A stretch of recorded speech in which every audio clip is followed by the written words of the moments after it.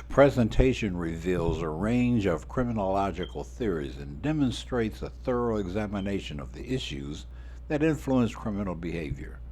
Through investigating different theories, we will be able to identify the psychological, social, and behavioral factors that influence the crime. Such a deep understanding is essential for discernment of the complicated criminal system as well as elaboration of the most effective crime preventing strategies. In the end, the purpose of this study is to build up a more profound and articulated conception of crime determination. Such knowledge not only improves academic discourse, but also guides law enforcement in developing legal approaches and public policies aiming to achieve safe communities based on targeted and informative intervention. Criminological theories shed light on the complex motives behind criminal actions. By crafting models that predict and identify patterns of crime, these theories lay the groundwork for crafting preventative policies and strategies. By considering the societal conditions that foster crime and applying these theories in both scholarly and practical realms, we enhance the effectiveness of our criminal justice system and deepen societal comprehension of crime.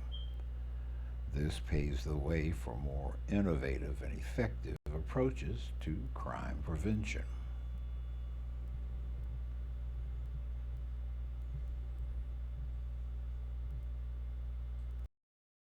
This slide provides a succinct overview of the three predominant schools of criminology: historical, sociological, environmental, and biological. All schools have distinct views on crime causation. Classical criminology aims at rational methods of deterrence and punishment and believes that criminal behavior is driven by the act of individual decision making. Sociological and environmental criminology is concerned with the relation between social and environmental factors that make up behavior. Another point is that crime can be the answer to social pressure.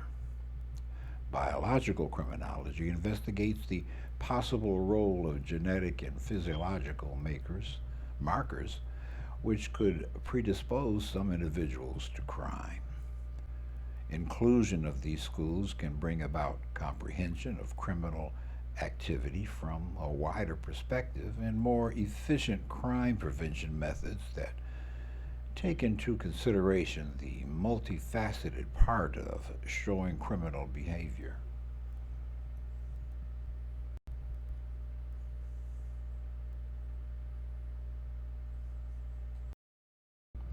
Jerry Bentham's classical criminological theory presents a utilitarian framework, suggesting that people make rational choices to increase pleasure and reduce pain in their actions.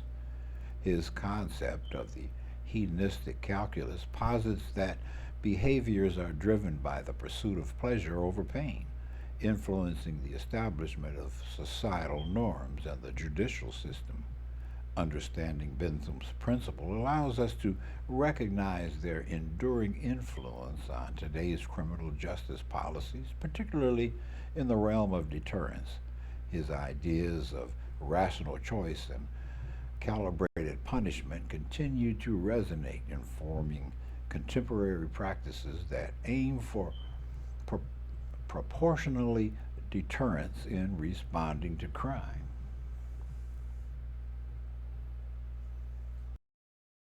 Madoff's Ponzi scheme stands as a prime example of Bentham's classical theory application, which focuses on deterrence through extreme punishment. Madoff's sentencing of 150 years in prison demonstrates the classical theory's focus on deterrence through the imposition of serious punishments motivated by the desire to prevent such future offenses. This example demonstrates the relevance of the rational choice theory, in high-profile white-collar crime that requires heavier punishment than the profits from the fraud because it seeks to deter people from committing similar crimes. Got through that. Robert K. Merton's strain theory, integral to the sociological environmental school of criminology, examines how societal structures can precipitate criminal activity by impeding the achievement of widely recognized goals through socially approved methods. The theory identifies five adaptive reactions: conformity, innovation, ritualism, retreatism, and rebellion as varied responses to societal expectations. String theory offers vital insights into the prevalence of crime amid social and economic inequality, suggesting that crime prevention may be best approached by addressing underlying social and economic imbalances. The 1992 Los Angeles riots, which occurred after the Rodney King case verdict, represents clearly the strain theory. This event revealed the social strain and the resentment that a community was experiencing towards the judicial system, which they believed was treating them unjustly. The strain theory explains this rare explosion of violence as a response to injustices in the blocking of aspirations, where the whole community's exclusion from social aspirations led to different modes of rebellion. This case study showcases the role played by societal and environmental factors in encouraging the collective behavior. It also calls for reforming the society to avoid escalations. Got that in there. Cesare Lombroso's, I guess that's how you pronounce it, his approach in biological criminology, which asserts that criminal predispositions might be hereditary, brought forth serious research and debate on the biological roots of criminal behavior. Lombroso's theory, formulated in 1876 by that dude, establishes that so-called atavistic stigmata exist and can be identified as the traits linked to criminal propensities, which means that some people are born criminals. The controversial idea was acted as a springboard for further studies that explore how genes and physiological factors could be correlated with crime.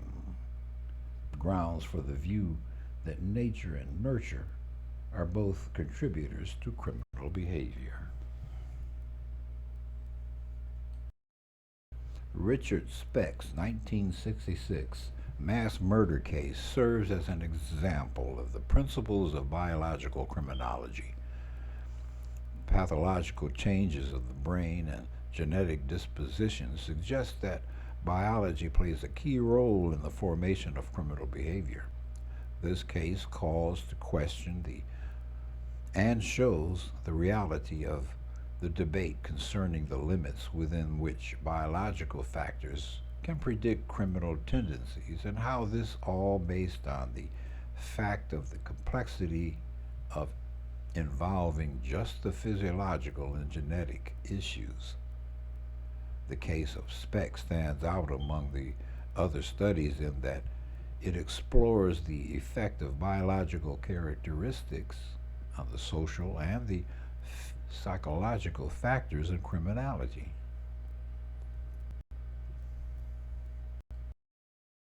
The psychological school of criminology, particularly Freud's psychoanalytic theory, offers a unique perspective on the understanding of criminal behavior.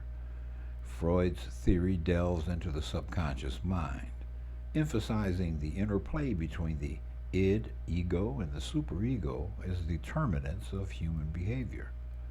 According to Freud, Criminal behavior arises from unresolved conflicts and unconscious desires stemming from childhood experiences. The id, driven by instinctual needs and desires, seeks immediate gratification without regard for social norms or consequences. The ego mediates between the id's impulses and the superego's moral standards, striving to balance individual desires with societal expectations. Criminal acts may occur when the balance is disrupted, leading to maladaptive coping mechanisms or defense mechanisms such as rationalization or displacement. In applying Freud's psychoanalytic theory to a real world case, we can examine the notorious case of Ted Bundy, one of the most infamous serial killers in American history.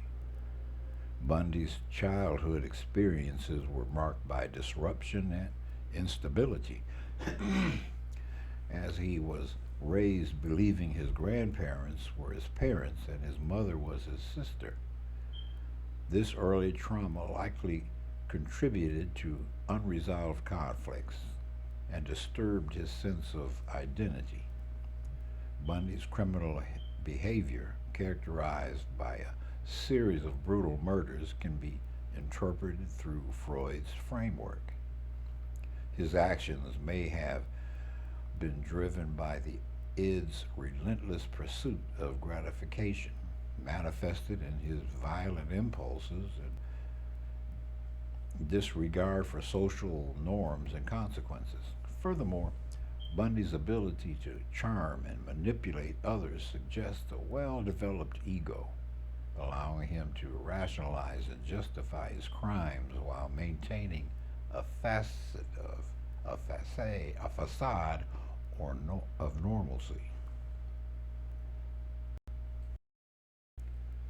Strain theory being more applicable to explain how crime is a result of difficulties in society makes this theory the most relevant for the meaningful analysis of criminal behavior altogether.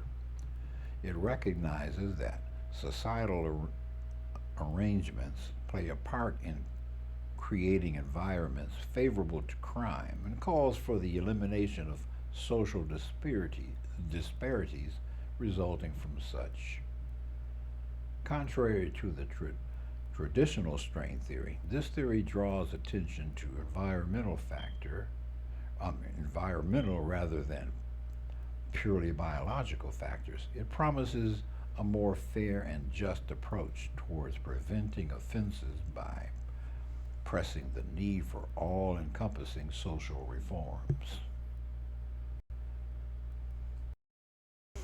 This presentation has looked at the complex manner in which classical, sociological, and biological theories are implicated in crime causation. Every viewpoint gives the unique viewpoint of the problem, but taking the integration of those ideas, we have a wider view of what causes the criminal acts. This holistic approach is fundamental in coming up with the right strategies that entail many disciplines and prevent and intervene in the crime. Criminological theories, which are learned in the study of diverse criminological theories, enrich not only academic knowledge, but also practical approaches for policymakers and law enforcement to curb crime in society. So there.